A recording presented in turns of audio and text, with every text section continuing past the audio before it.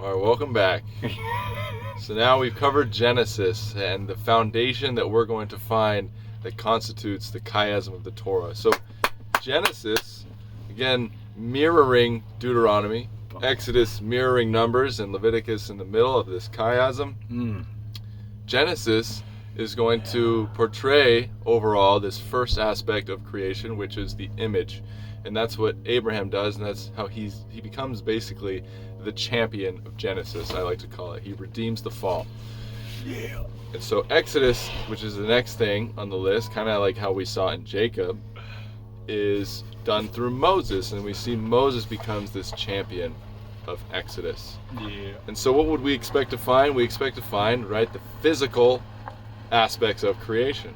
That is why it's no wonder that the name of Yod-Heh-Vav-Heh is revealed to Moses in a burning bush. The Israelites tried to make a physical manifestation of their Elohim in the golden calf transgression. The word of Elohim becomes a physical thing in the stone tablets, or even the manna, if you will. And ultimately, the presence of Yah is given a tabernacle, given a physical dwelling place in this book. Now, what does Jacob do? He gains dominion over the animal. So Moses is given dominion, symbolized by his rod, over the people. So we can see this order that's happening, that's constituting the chiasm. So what is a huge major theme in Exodus, though, is remembrance. It's always began the Ten Commandments with, I am your Elohim who brought you out of Egypt. That right there is implying remembering where you came from. So, do you think the tree of knowledge of good and evil is what makes us forget Yah's commandments? I mean, I don't know. Mike, should I even question you right now? I think, well, maybe that's part of it. I always think of that. I probably have to think about that. But I think, to me, it's more to do with, like, living through logic before faith. Right. And like the lack of faith concept. Yeah, I'm sure there's something good. Sorry. I don't know. Yeah. So anyways, remembering things has to do with your physical existence. It has to do with your physical experiences to remember things. And so that's why the remembering aspect is so important in this book. And it's the first time that remembering is such an important aspect in the Torah. And the book begins with Pharaoh forgetting Joseph, who ultimately saved Egypt and the surrounding lands. Pharaoh forgot Joseph, which led to this whole escapade that ends up putting them through bondage and this horrible thing.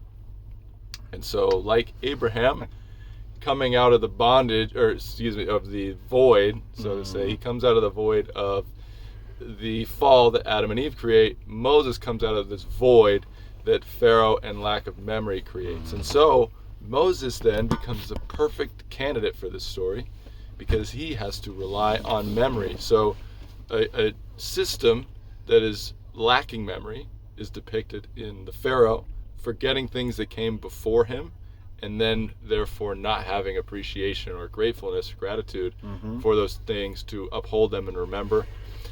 We see also the end of Exodus ends with a new Pharaoh, and their own demise ends in short-term memory loss. Every time a plague comes, he recognizes that it's the work of Yah for a short time, and then immediately forgets or hardens his heart.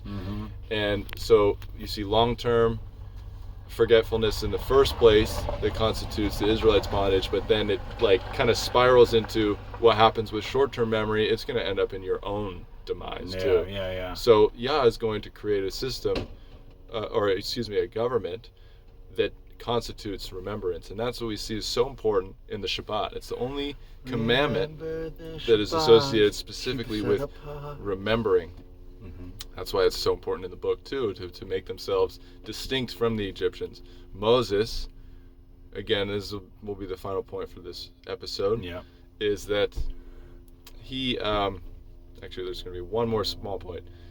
Moses is a perfect candidate for Exodus because he is born into the house of Egypt. And so for him to come and save the day, come out of this void, he has to rely on his remembrance of who he is, Yeah. of who he came Right. from. And it was his own people, his own mother, Hebrew, that breastfed him. Damn. Moses, who shares this place on this chiastic structure with Jacob does something similar in that he names that tree where his mom's midwife breastfed him. And so he, through remembering that person who breastfed him, he relied on his remembrance and gratefulness. Moses does the same thing, and that's what he acts upon to come out of the void, bring them through remembrance, and save the Israelites ultimately. Hallelujah. So this is that second piece on the chiastic scale. That's a very shortened form of it, but once you see it, there's more to find. We'll go on to the next episode with Leviticus. Remember, Yah is good, and His kindness is everlasting to those who love Him.